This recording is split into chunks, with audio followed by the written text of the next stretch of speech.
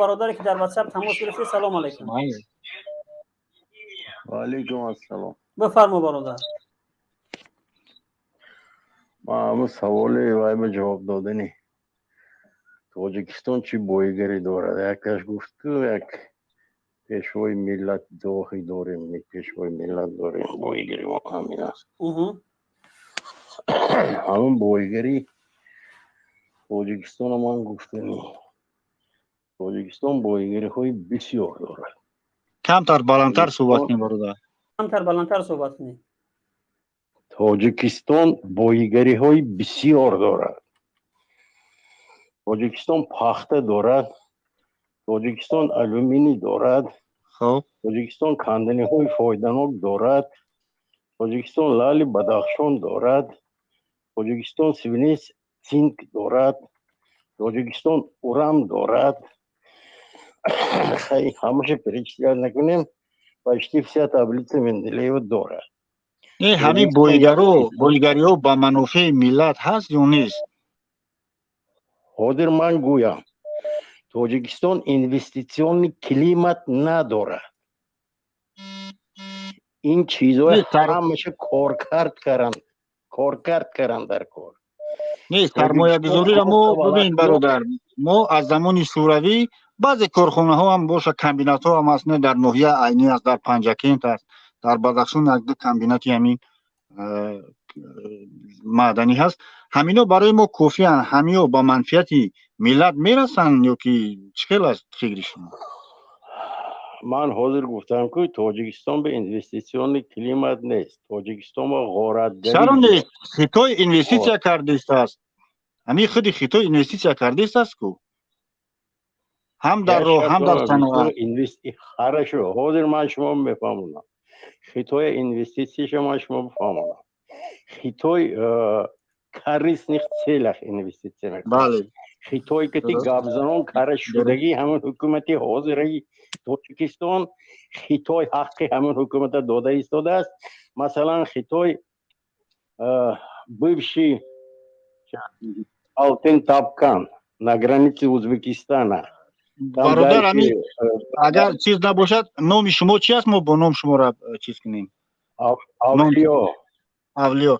این برادر اولیا، این درباره فایده های تاجیکستان یک موضوع فکر کنم جدا باشه. ما در همین موضوعی که مهاجرت مرزها چرا از تاجیکستان فرار میکنن در همین موضوع اگر صحبت کنیم هم وقت دیگر برادر رو هم نگیریم بهتر میشه. ما به شما دو سه سوال دارم اگر شما مخالف نباشین درباره همین مهاجرت رفتن تاجیکا.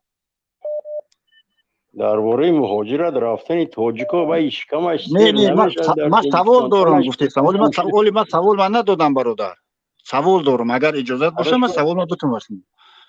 سبب های اساسی مهاجرت شدن تاجیکستان بر روسیه را شما در چی میبینید؟ برای چی مردم فرار میکنند؟ سبب اساسی مهاجرت در آن کشوری که در آن منطقه‌ای که توش کمت سیر کردن نمیتونی، اویلت ابسپیچوت کردن نمیتونی، تنت پوشانده نمیتونی، البته به دیگر منطقه سفر میکنی. درست. ما جواب گرفتم. یگان جای سیکریتشه. خب برادر منصور،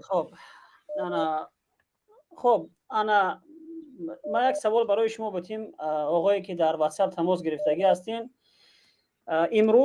امروز شهروندای جمهوری تاجیکستان در یک روز 410 نفر راجع بگیم که در اساس به اخباری که نشر کردگی است 410 نفر روزانه صاحب شهروندی روسیه میشوند. یا از نگاهی بگیم از نگاهی فکری شما چی مثبت است چی منفی؟ خرشو حاضر ما شما با همین میفهمم، لیکن التماس گپ من رو نبره. خیلی خوب. من فکرمو پراکنده نکنم. خیلی خوب بفرمایید. اکنون من اول تاجیکستان میگم.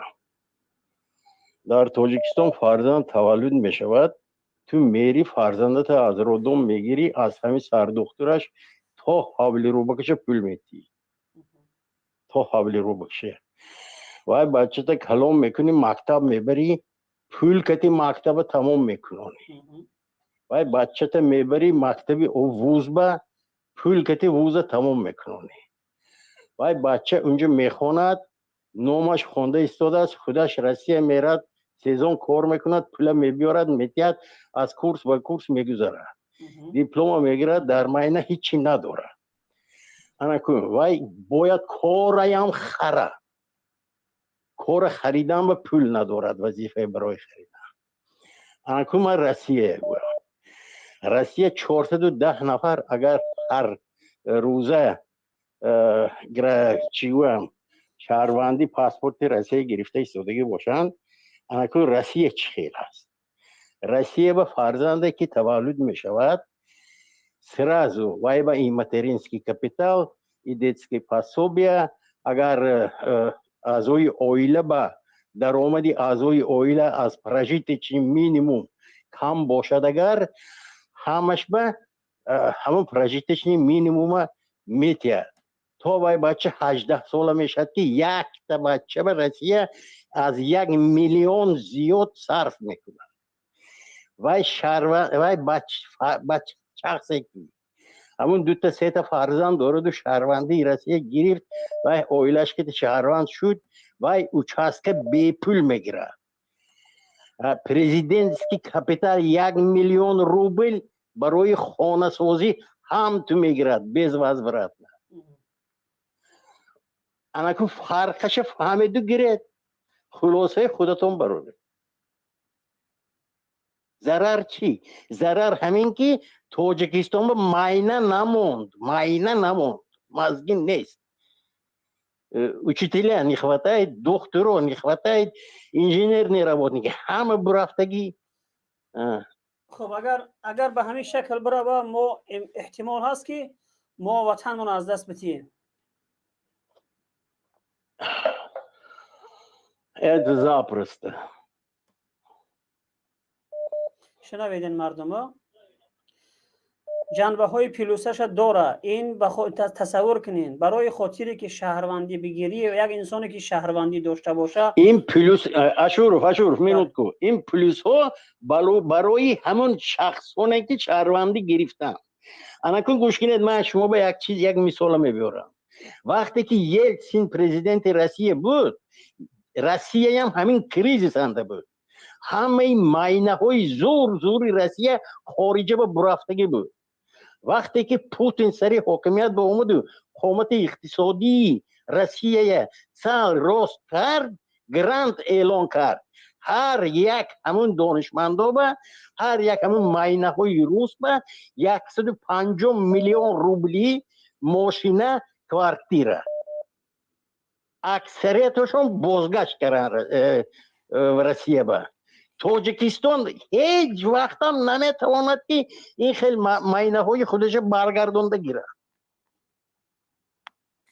درست گفتین. 100% ما با شما راضی هستم، چون که در سر اون حکومت معینه های خوب نیست. وای خودش اینه بینید، همین معلومات образование президента Таджикистана. Як то профтехучилищ, экономический факультет УДТ. Заочно. Гойбона, بله. вечерням не. Рустамаш бошад вообще ягонҷо ба хонда натонист. Америка ба натонист, Германия ба натонист, Москва ба натонист, рафт дипломи Тоҷикистоно падарка гирифт. یک اجازت باشه برادر سین همی اولیو ده یک سوال بتم. بته مرام. حالا شما میگین که برای همین شهروندایی که تاجیکستان میروند روسیه میگیرن برای اینو فایده هست. همین تاجیکایی که میروند شهروندی روسیه را میگیرن در همونجا امنیت خودشون حس کرده میتونن، یک دویم سر شده نمیتونن میگوید. امنیتی و یا حس شدگی و پاسپورتش به نویستگی دام نگرانی نه برادر نه این سوالتون من موافق نیستم. برای که نگاه کنید این همی عزت امون کاندیدات پالیتیک که نوک بود، یک آدمی بگیم فعال جامعه همون روسیه بود، شهروندی روسیه داشت، در یک ساعت گرفتن شهروندیش بیکار کردن. کرامت شریپوف بیشتر همین چیزو، والنتینا چوپیک والنتینا چوپیک یک زنه که روس بود کی برادرم بس صبر کن. والنتینا چوپیک خودش روس زبانی ازبکستان بود، همی مهاجرو بود در آسیا، اونم شهروندیش گرفتن بیکار کردن. دیم سال شدن میتونن در انمی عین حال امی شهروندایی که تاجیکستانی که شهروندی روسیه را میگیرن در سیم سورتن شده میتونن. روسیه هیچ وقت این سوال بود می سوال با جواب تیم می جواب چی؟ خب همین سوال جواب میداده باشم تو گپ نزن، من گپ تو گوش کردم تو گپ نزن. انا کن گوش کن. مسئله کرامت یگان وقت گراجنین تاجیکستان نبود و گراجنین SSR بود، داوری SSR به روسیه با آمدگی بود. روسیه نخواند، روسیه خدمت کرد، روسیه автоматически гражданин России شده، автоматически پنسه برود. به خاطر تاجیک بودن شهروندیش بیکار کردن یا نه؟ برای خاطر تاجیک بودنش نه، ولی به خاطر عملیات بردهش و این کار کردن. این کار نبسکاده چی حکومت تاجیکستان شد این کار. خب تشکر زیاد برادر که در واتساپ تماس گرفتگی، بسیار معلومات‌های خوب و فکری شما هم به من راضی هستم با چیزی که شما گفتید. Хорошо, давай, Ашуров, Hussein, давай. Спокойной ночи, пока. خدا نگهدار. دیگر وقت شما را از این زیاد نمیگیرم. با شما با جانشین راهبر گروه 24 حسین اشورف در برنامه حق و باطل. و السلام علیکم و رحمت الله و برکاته.